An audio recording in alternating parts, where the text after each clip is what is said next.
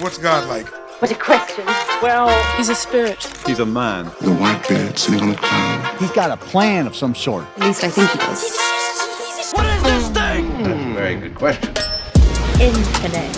And powerful. Full of love. And so very wise. Existing within and beyond the material plane. This God Refuses to be. Put in your box. What do we do with it? Let's find out.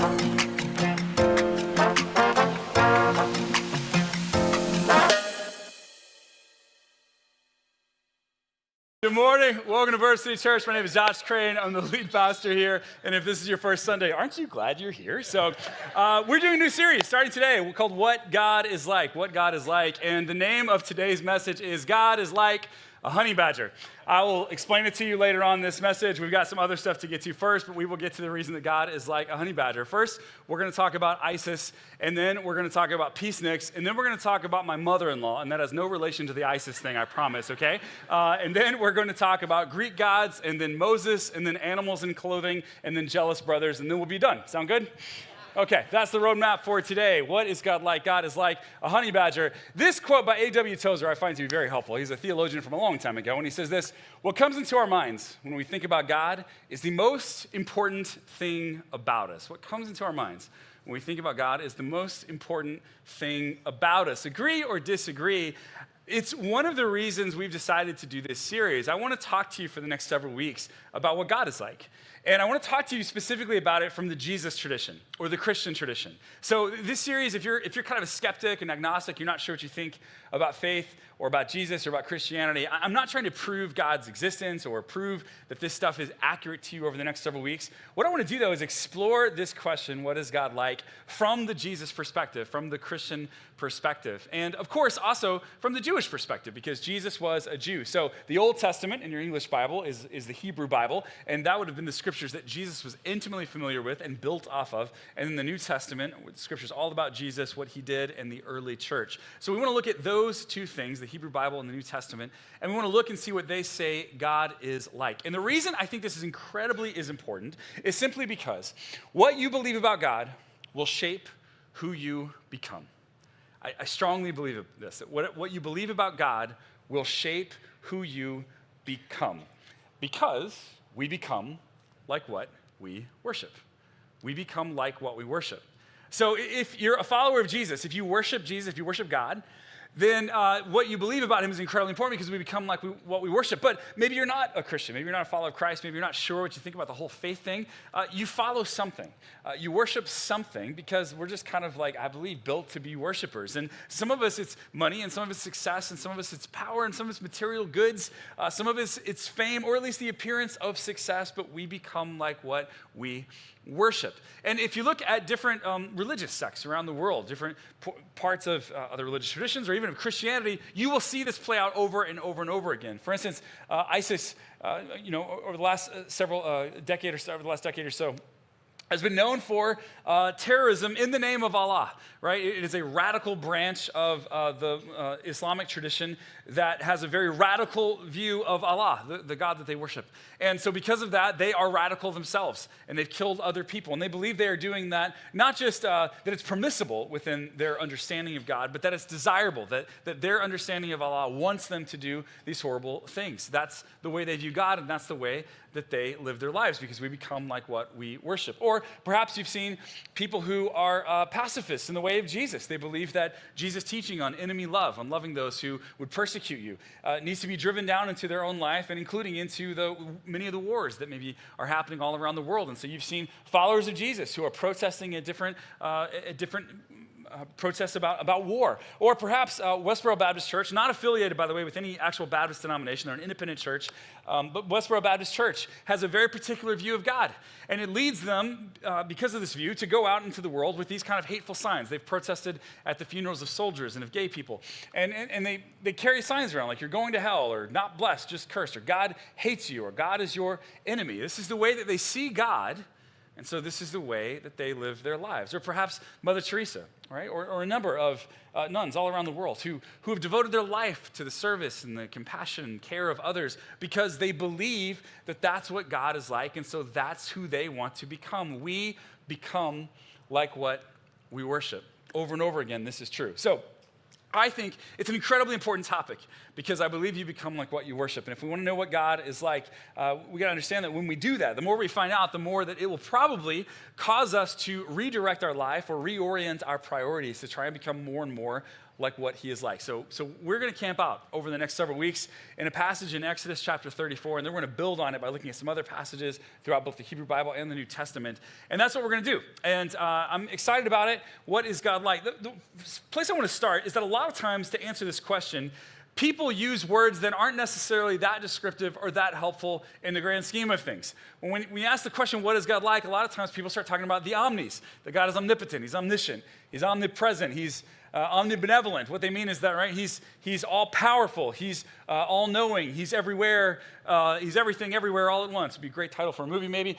He's omnibenevolent, he's always looking out for others because of his compassion. So we hear these kind of omni words, and they're typically like in the realm of philosophy or theology, these omni words. But these aren't very helpful, I don't think.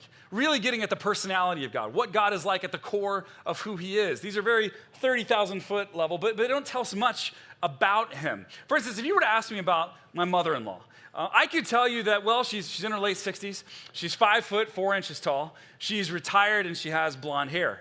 Do you feel like you know her really well? Yeah? No, these are just like statistics almost that you see on the back of a basketball card. Like this is very little information about what my mother-in-law is actually like. So I'd like to tell you for just a couple minutes what my mother-in-law is like, because I've been waiting to do this for years. And so I'm excited to, Debbie, I hope you're watching. I'm very excited to have you tune in. No, here's the crazy thing. I both love and enjoy my mother-in-law. And I've talked to lots of men over the course of the years who can only say one or none of those things about their mother-in-law. So I am very grateful to both love and enjoy my mother-in-law. So her name is Debbie. My wife's name is Emily. And so this is her. We actually went to the opera a few months ago. I still have to tell you that story sometime, by the way. It did not end well. Here's my son, Jack, and she's very supportive there in the background because that's just who she is. She is a wonderful, whimsical person who is incredibly kind and gracious to people. That's who she is. But I love, one of the first stories I heard about her when I married into the family was when she was in high school. They were doing a science experiment, and they were mixing some different ingredients together to cause a very small, like little thing, almost like an explosion, more like a puff of smoke, I guess. I don't know what the ingredients were. And she thought it was great, so great, in fact, that she took a whole bunch of these ingredients into the women's bathroom and poured them all into a toilet and blew the toilet up. Like it exploded, and she got suspended. And I was like, I like this lady. This is really good. Just anyone who would do that, like, you're okay in my book. And then I found out later that while she's incredibly generous, I mean, her and my father-in-law have given away, I'm sure, hundreds of thousands of dollars over the years to charitable organizations, to churches, to people in need, to family members in need. I mean, they're just incredibly generous people. But she's also fairly straightforward and really, really loves to drive. Like if she's in the car, she wants to be the one driving, which is why Emily and I enjoy making her sit in the passenger seat when she comes and visits, because she just kind of gets redder and redder and starts to sweat a little bit when she's not in control, and that's just fun to watch. So a few years ago, this is when Emily and I first got married, probably married 2 or 3 years, Debbie came to visit us. I forget where we were living at the time, I think in Chicago, and Emily was driving. Debbie was sitting in the passenger seat. I was in the back seat, and my wife was following the car in front of her too closely. She seems really sweet if you meet her when she's on stage here leading worship, but she's an aggressive driver. And so the car in front of her came to a pretty sudden stop, so she had to come to an extra sudden stop because she was following too closely. And Debbie goes, Emily, you always do that. You follow people too closely. And I'm in the back seat like, yeah, you do that. That's hilarious. Like, and then Debbie looked at me and she said, would you like to know what you do wrong when you drive? Or would you like for it to remain a mystery?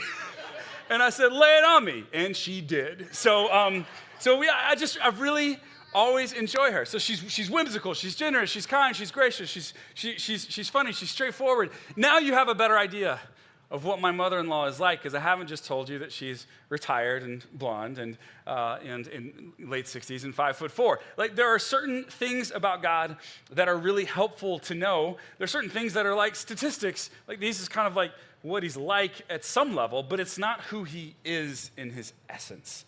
And so what we see in the scripture is this, like over and over again, is God trying to reveal himself slowly to his people. So he reveals himself to Israel, but it's something that theologians call progressive revelation. He doesn't reveal all of who he is all at once. Keep in mind, when he's revealing himself thousands of years ago, he's revealing himself into a society that is incredibly violent. It's a society that has very big ideas about what the gods are like. It was a polytheistic society, so multiple gods. And it was a society that thought of the divine in a very different way than it actually was. And so you really can't go in there and just change all of their ideas all at once. And so what we see is a slow revealing of who he is all throughout the Hebrew Bible and into the New Testament, which finally culminates, by the way, in Jesus taking on flesh and blood and revealing the very character of God by the way that he lived amongst human beings. Like that's where all this is headed. That's where it's going. So the question for this series is, who do the Christian scriptures say God is? And the first place I want to start in 2025, in a Western, very pluralistic society, right? Increasingly, lots of religious traditions are coexisting fairly peacefully here in the U.S. And so I think it's helpful for us to name like who the Christian scriptures say that God is. And here's the first thing I want to say. God is a person. God is a person. And by that, what I mean is that God is a relational being. Like the scriptures depict God as existing as one God, but as a community of persons, Father, Son, and Holy Spirit, which means God has been relational for all eternity. God is always relational. Even before humans are created for him to have a relationship with, God is interrelational with God's self. And so like how that works exactly is quite mysterious to the church. But mystery doesn't mean unknowable. Just because something is a mystery doesn't mean we can't know it at all. Mystery means it's too large for us to possibly comprehend all of it. And so mystery actually means that it is endlessly knowable. So you start to explore who God is, and it's not just like, oh, who can say? Like, no, there's a lot we can say. We just can't fully understand it because it's too large for us to comprehend. You're always just like, oh, another level, another level, another level. God is a relational being in and of himself, but he is chosen to become relational with us, which means, and this is, I think, important for our context, God is not an impersonal force. By the way, I could have chosen a better shirt today, right? It looks like I'm camouflaged up here. So, but God is not an impersonal force. A lot of times when people talk about the divine or about spiritual things these days is that there's just a force within the universe, or there's a collectiveness that we all share in, and that's God, and you're God, and I'm God. That is not the teaching in the Jesus tradition. In the Jesus tradition, God is not an impersonal force. He is a relational being, a personal God. That's why oftentimes you'll hear Christians say something about having a personal relationship with Jesus Christ. We believe that that's what God is inviting us into, an actual relationship with him. Now, what's interesting is that the Hebrew Bible has a vastly different understanding of God than its contemporaries, okay? There were lots of understandings of the gods, polytheistic society, multiple gods, at the time that the Hebrew Bible was being written down. And when Moses, who we'll get to in just a moment, one of the ancient Hebrew heroes in the Hebrew Bible, is having a major interaction with God that we're going to look at in a moment.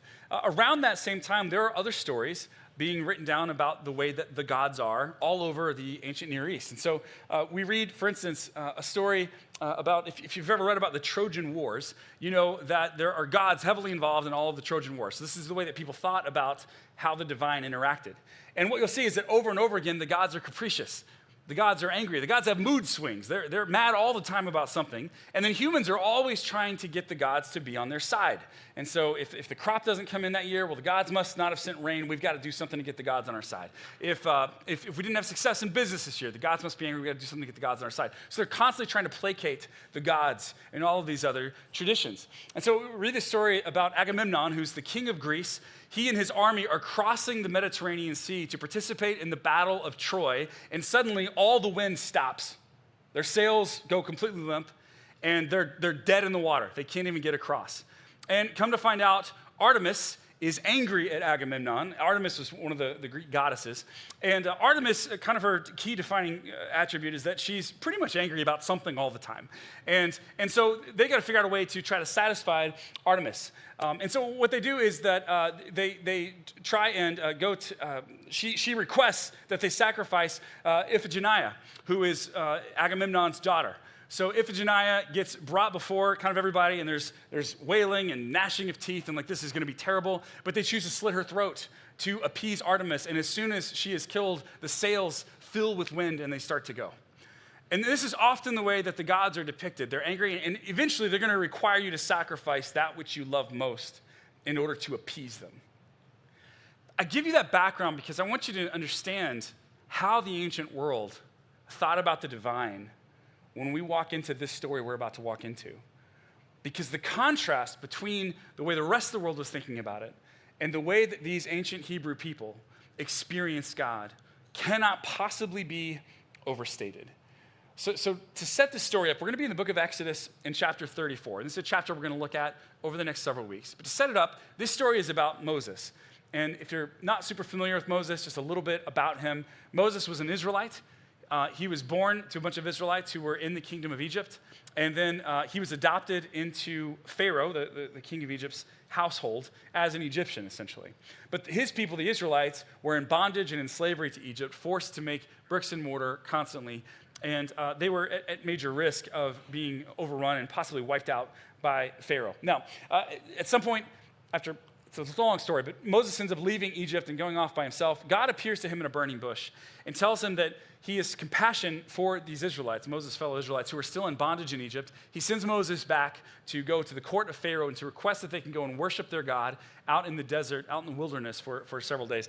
And Pharaoh does not agree to this. In fact, the more that Moses asks, the more that Pharaoh hardens his own heart to this request. And eventually hardens his heart so much, he passes the point of no return. And so God just doubles down, hardens it even harder. It's like, look, Pharaoh, I wanted to use you to show my compassion and my power.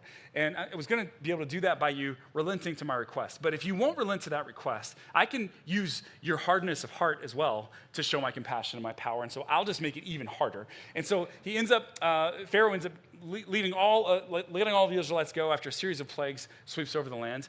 And then Israel ends up escaping through the waters of the Red Sea that God miraculously parts by using Moses so that the Israelites can cross over and Pharaoh's army is wiped out. So that's the basic story here. And if you watch a movie about Moses, whether it's Charlton Heston or it's Prince of Egypt cartoon, this is kind of where it ends. The movie, they cross the Red Sea, and it's like, woohoo, everything was great after that, and they lived happily ever after. The end, credits, right? That's how it typically goes. But that's not at all where the story ends. In fact, not long after God parted the Red Sea, and they're celebrating, they're singing songs of adoration to God, Israel gets out into the wilderness, and they start hating their lives.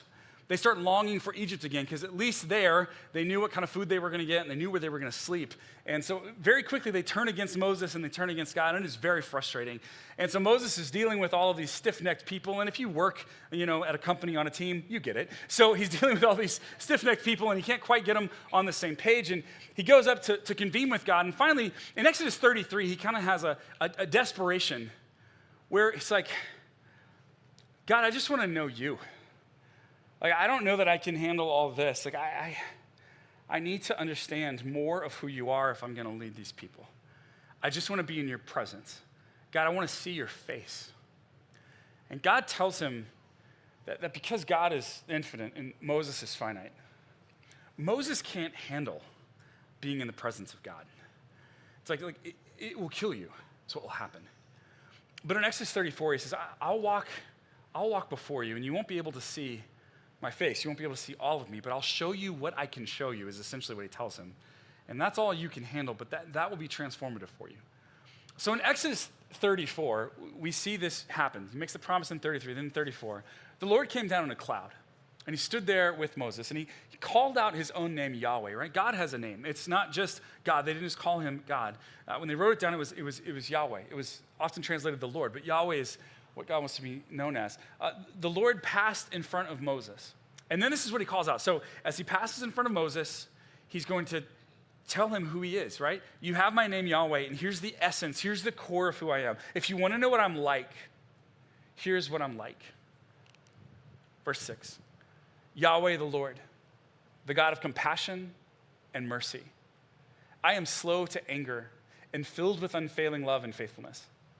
I lavish unfailing love to 1,000 generations. I forgive iniquity, rebellion, and sin.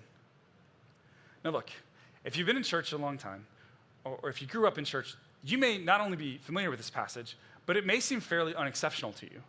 Like, oh yeah, that's who God is. Compassion, mercy, love. Like, yeah, sure, that's who God is.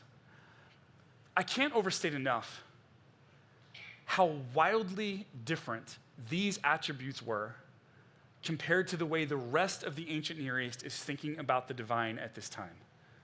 When you think of the other gods as being angry and capricious and prone to mood swings, and we're always trying to appease them, this God says, I am full of compassion and mercy. You want to know what I'm like? I am the passionate and merciful one. I'm the compassionate and the merciful one. I am slow to anger. Those other gods, they get mad at the drop of a hat.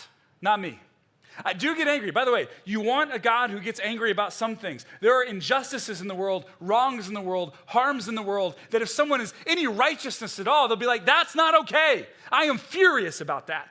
And so this God will get angry, but he says, I'm not like the other gods. I don't get angry at the drop of a hat. I don't take personal slights and fly off the handle. I am slow to anger. There are some things worth getting angry about, but I am slow to come to that anger. Because at the core of who I am is compassion and mercy and unfailing love and faithfulness. Compassion is an emotion word. And the way that compassion, like the Hebrew word behind this word, is used in most of the Hebrew Bible is that it's used to talk about the compassion that a parent has for their child. My wife and I had a child in 2013. His name is Jack. And then we decided to have another child about 3 years later. And so Emily got pregnant, and it wasn't a helpful pregnancy. Like, it seemed like this child was doing everything to kill her he possibly could in the womb. She was sick all the time. Some people get pregnant. My wife was infected with a baby, and so she's like trying to work her way through that, right? And then a few months into the pregnancy, we find out that there is a lot of fluid in this child's belly, and they don't think he's gonna make it. Like a 70% chance of dying is what we're told by the doctors. And so there's not a lot they can do. They started talking about maybe these like kind of micro surgeries they could possibly do, but they were really high risk. And then we go back at one point, we've got all these people praying for him, and they say that there is a spontaneous evacuation event that they can't quite explain, where it just was gone. It was just gone. And for a while then when he was born, his belly was kind of bloated. And now he's 9 years old and he has a six-pack that, let me add, he has not worked for. He just has one. That really doesn't feel fair, I gotta tell you. So, but man, I felt so much compassion for that child even before he was born.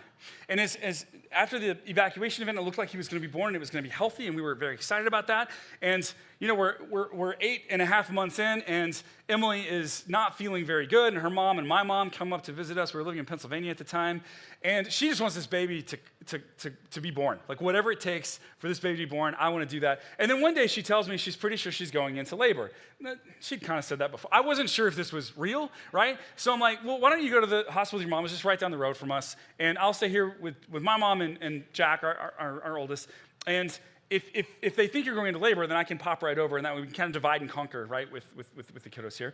And so she didn't love that because she was certain she was going into it. But her mom and me were kind of like, I don't know, we'll see, right? And so they go to the hospital, and they tell her, like, no, you're barely dilated. Like, wait, you don't really look like you're probably gonna go right now. And so she's like, no, this is happening. She starts walking as much as she can. She goes down the road from the hospital to eat at a Mexican food restaurant. I don't even know how many spicy foods she ate, but she just kept eating.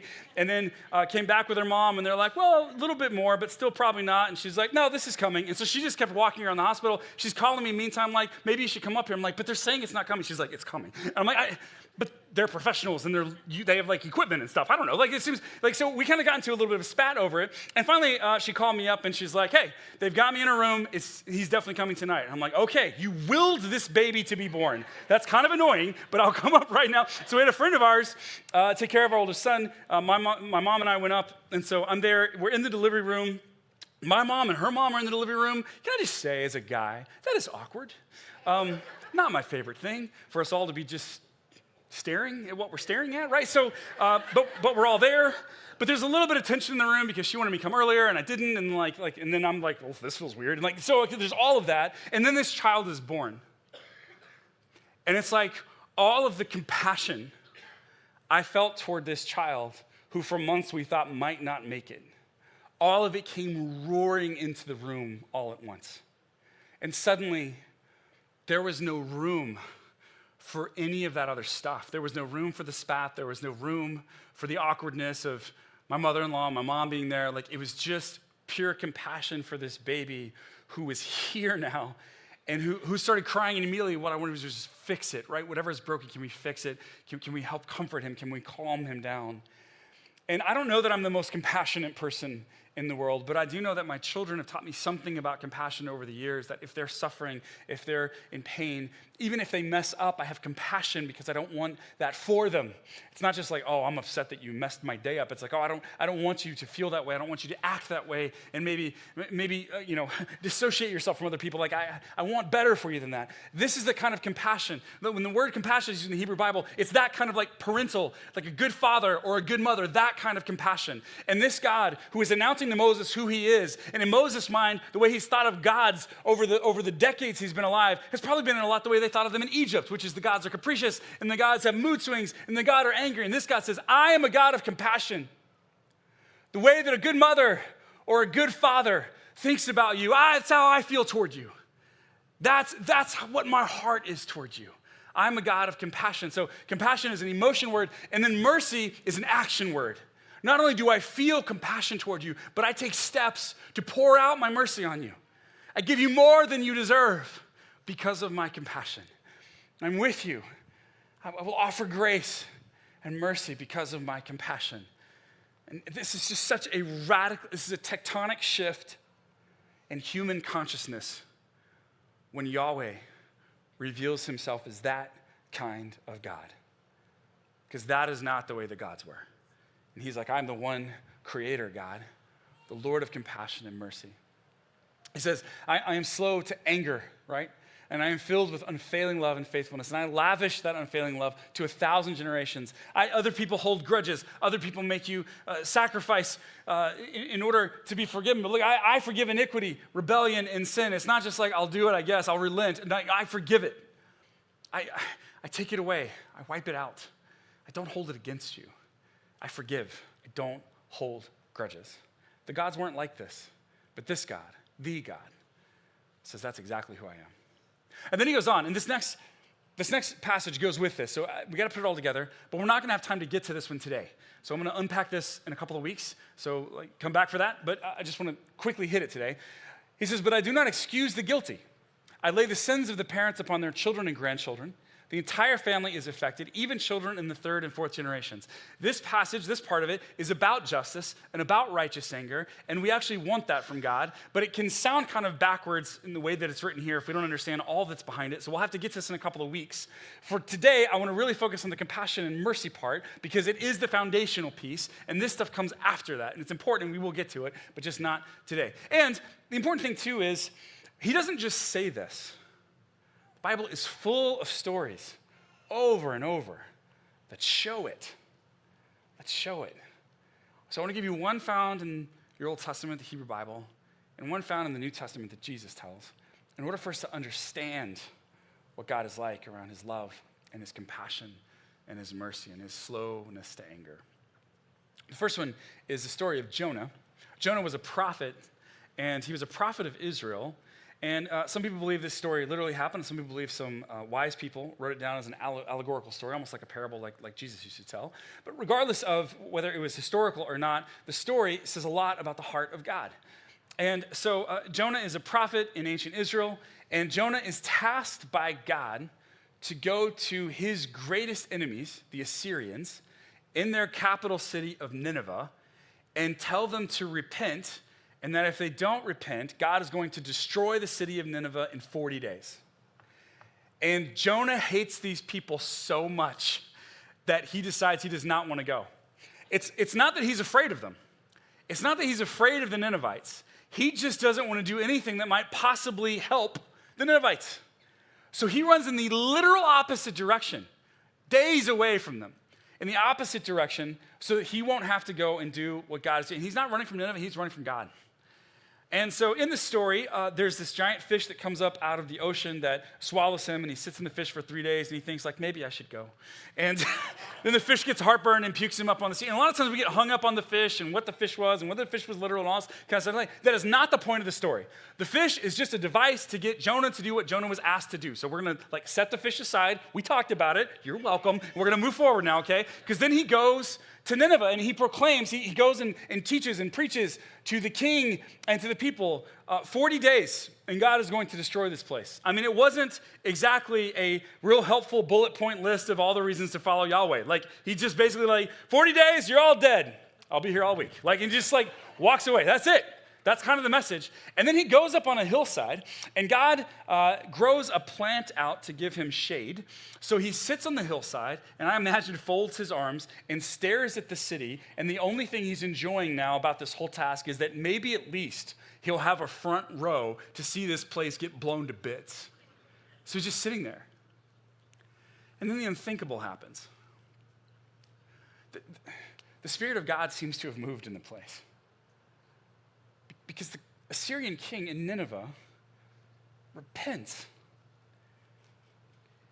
He says to the God of Israel, their biggest enemies, I'm sorry for the injustice we've inflicted. But we found some Ninevite writings a few decades ago, and I had little fragments of them that I was going to put up here this morning, and I decided they were too violent for Sunday morning, because we might have kids here. They were bad. These guys treated people horribly. You think slit throats are bad. It was way, way worse than that, what they would do to their enemies. These are bad people. But the king repents, and he has the people repent. And so they cover themselves with dust and ashes to show how sorry they are. And then they take off their normal clothes, and they put on sackcloth, which is this kind of rough bag sack material that they would have carried around food or flour in. That's what they all wear. It was kind of an outward sign of an inward reality. We are so sorry that we're going to cover ourselves with dust and ashes and sackcloth. That's how sorry we are. We are apologizing for the way that we've been. Please have mercy on us. Please show compassion toward us.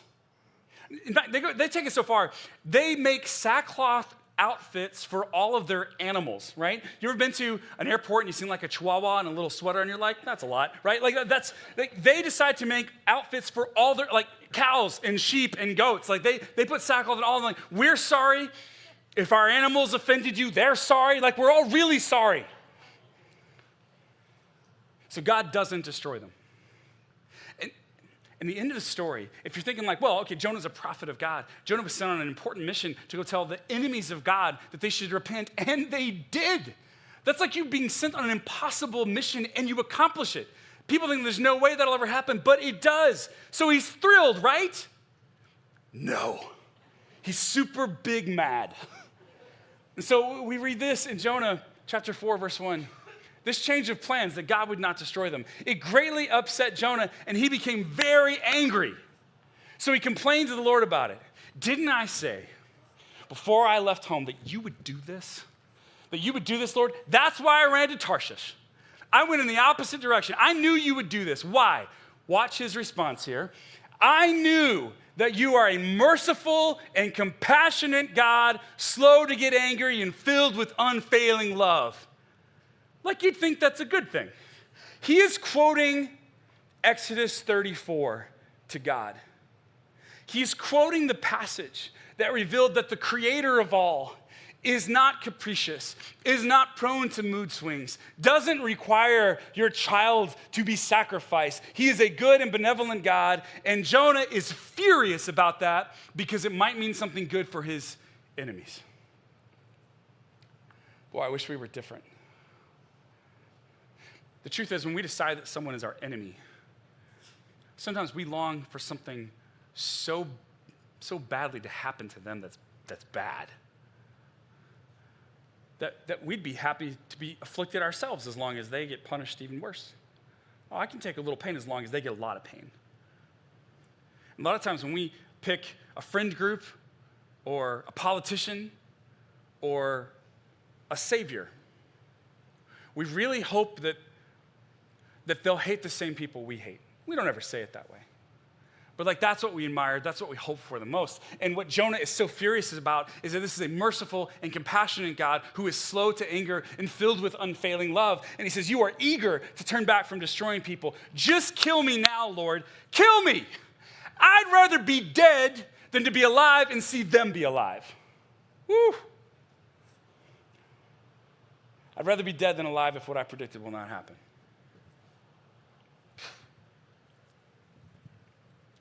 This story ends, by the way, with God making the plant wither above Jonah so that he doesn't have the shade anymore. And Jonah is extra furious about that. And so God says, hey, you know that plant that I had grow up and like, you really like that, right? Jonah was like, yeah. He's like, and then I took it away and Jonah was like, yeah, I hated that too. He said, yeah. Those people out there, Jonah, that you're watching right now, hoping that they'll get burned to a crisp, I made them. I love them, even though they're your sworn enemy. There's hundreds of thousands of them and many more animals. How much more should I long for their health than you long for the health of this stupid plant? And that's the end of the story. We have no idea what Jonah said next. I'm guessing it wasn't, that's a great point, God, super sorry about that. Like, that doesn't seem to be the space he was in, okay? But the question is for Jonah, but really the question is for everyone who reads it and longs to follow after a God who is compassionate and merciful, who is slow to anger and filled with unfailing love. Because if you want to follow after that kind of God, if you want to orient your life around that kind of way, you're going to have to get used to being upset when God blesses your enemies. Because he's not just merciful and compassionate to you. He loves every single person on this planet in a completely unlimited, infinite kind of way. And we struggle with that. Mercy for us, that's great. Compassion for us and our friends, all of that, that's really good. But for our enemies? Jesus tells a famous story in Luke. And it's the story of the Prodigal Son. And it's probably his most famous story, so many of you be familiar with it, even if you're not like a church person. He tells a story about a younger son. He's got an older brother. And the younger son goes to his father and he tells him, like, I would like my inheritance now, please, which is a first century Jewish way of saying, I wish you were dead, and I'd really just like to have your stuff.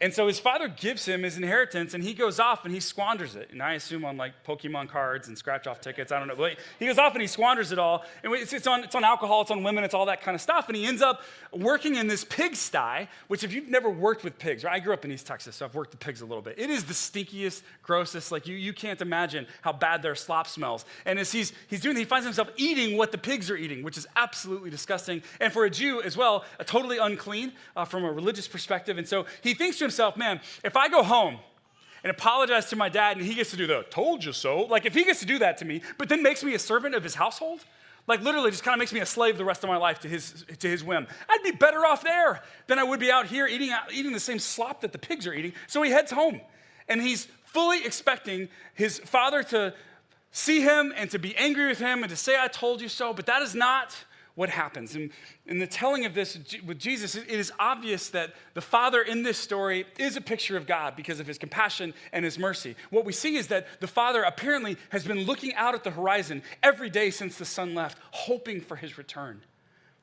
And the Father, when he sees the Son, doesn't just wait for him, doesn't tut him, he runs to him, which in the first century was completely outrageous. Like, the Father doesn't run, right? Like, if you're over 40 now, you shouldn't run, right? It's not that you can't, it's that you look bad doing it. And so there's kind of like, it's kind of the same back then, except even worse because they had robes, right, coming down to their ankles. That was how they were. And so to run, you had to lift the robes, which means you had to expose your ankle and your calf. This scandal. And so he would lift the robes and then run to the Son. And this Father is fine with looking completely undignified because he is overwhelmed with compassion and mercy for his Son. And as his Son is trying to apologize, he can barely get a word in without the Father being like, bring the ring, bring the robe, get him a bath, please get him a bath. Bring the fatted cow, invite the entire town because we're gonna have a huge party. This is the grace and the compassion and the unfailing love, the slowness to anger of Yahweh. And Jesus is painting a picture of it. And how does his older brother respond to the Father welcoming him home? Well, he kind of goes full Jonah on him. Luke 15:28, the older brother was angry and wouldn't go into the party, and his father came out and begged him, but he replied, all these years I've slaved for you and never once refused to do a single thing you told me to do. And all that time, you never gave me even one young goat for a feast of my friends, yet when this son of yours comes back after squandering your money on prostitutes, you celebrate by killing the fattened calf. He's burning with jealousy. Like, I've been here the whole time. And what have you given me? This guy treats you the way he does, he comes back and you're like throwing a party for him. His father said to him, look, dear son, you have always stayed by me. Everything I have is yours. All of it. I can just imagine him saying, like, son, you see that hill over there with all the goats on it? Son's like, yeah. So how many goats do you think I have over there in that pasture? I don't know, Daddy, maybe 1,000 goats over there. He's like, yeah, and that one over there? Oh, well, that's your biggest herd, Daddy. You got about 3,000 goats over there. Yeah, and this one over here, oh, you got about 700 goats over there. He's like, right, yeah. Everything I have is yours. You want a goat? Go get a goat. You've been with me the whole time, man. And everything I have is yours. And my welcoming your brother home does not diminish your standing, does not diminish what you have. He goes on to say this, we had to celebrate this happy day. For your brother was dead and has come back to life. He was lost, but now he's found. You will not fully appreciate who God is until you understand that he is so characterized by love and mercy and compassion that sometimes you will find it disturbing.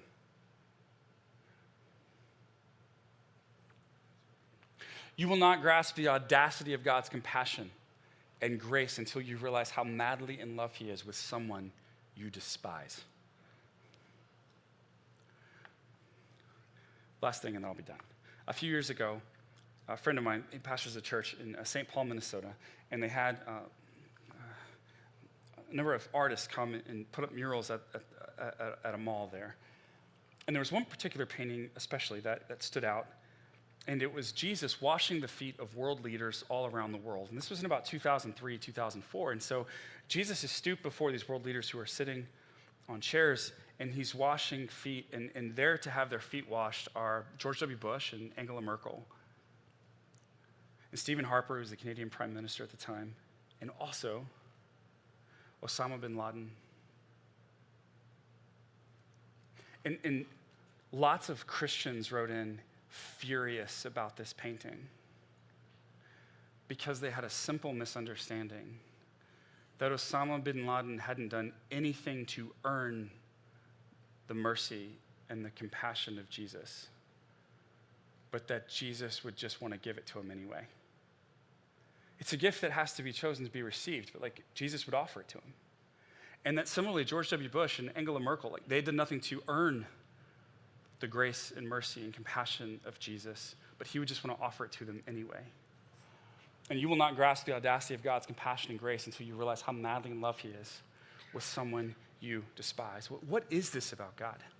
Like, no matter how far away we run from him, no matter how bad our lives are, no matter how much we mess up, no matter how many mistakes we make, he keeps pursuing us and coming after us. There is nothing we can do that he will be deterred. There is nothing we can say that will make him flee from us. He just runs after us our entire lives. He will not give up on us because God is love, and God is like a honey badger.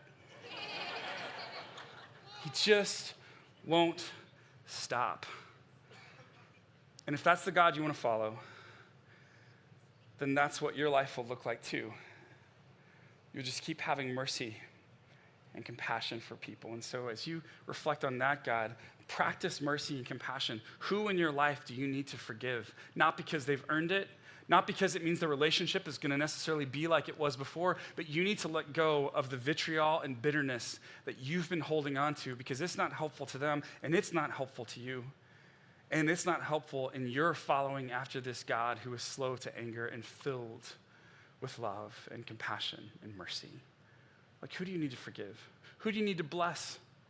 Sometimes the people we need to bless are the people who are closest to us. It's family members who sometimes we have the hardest time blessing because we're so close. Sometimes it's people who are most annoying to us. It's coworkers, it's classmates. It's people who we struggle with. And like, who do you need to show mercy and compassion to? Not because it necessarily comes naturally right at first, but because you serve a God who's just that kind of God and who is calling you to be just that kind of person. And then the other thing we need to do is we need to do what ancient Israel did, which is to respond to this mercy and compassion and this love and worship. Worship is when we sing together. And I know that there aren't like a lot of places in our culture where we naturally come together and we all sing, except at like Beyonce and Taylor Swift concerts. And so like it feels a little outside of our norm for us. And so it feels a little awkward when we're in a room gathered with a bunch of people. And yet historically, for the last several thousand years, the worship of God is what has connected the knowledge of our minds with the emotion of our heart. It connects what we know with what we feel. And there's something about worship that like we can't approach loving the way that God loves. We can't possibly show the kind of mercy and compassion that God shows. Like we're just not able to do that. He is infinite. We are finite. We get better and better over the course of a lifetime, but we'll never fully match what he's capable of. We just can't possibly do it. And yet one thing we can do is return adoration for how good he is. And so I'm gonna ask the band to come out this morning. Sometimes I pray and they sneak out here like Nosferatu. But this morning, thank you. 8:30 had no idea what I was talking about. I appreciate the 12 of you that understood that. I decided to go for it anyway. So they're gonna come out. We're gonna worship together. So some of you I know have places to be, and oftentimes you leave during the last song. I would ask you this morning just to consider hanging in here for a minute and worshiping with us just for about 3.5 minutes. Just to return some of what we're going to do is we're going to sing a song together. We're going to declare that God is love, because we're told over and over and over. In 1 John, we're told that at his very essence, he is love, that God is merciful and compassionate, that the cross shows us who he is. So I invite you to stand together with us and just sing for the next couple minutes with us, and then our team will dismiss you after that. And I just want to invite you to be thinking of the beautiful picture of God revealing himself to Moses and revealing himself to us through Jesus as you worship together this morning. Would you sing with us?